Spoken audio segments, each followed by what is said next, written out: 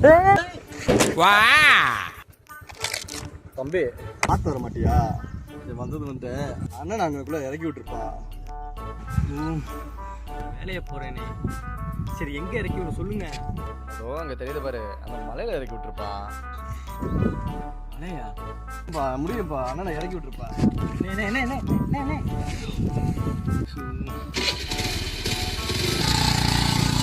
A few moments later.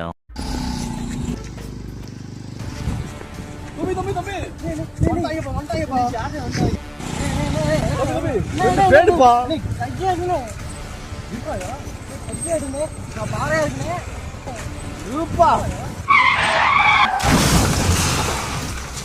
A few moments later.